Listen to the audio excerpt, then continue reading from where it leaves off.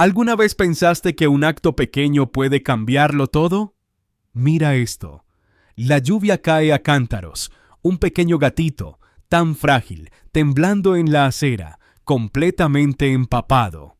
Un gato pasa, lo ignora como si no existiera, pero justo entonces llega un perro, con cara dura, chaqueta de cuero y un paraguas grande.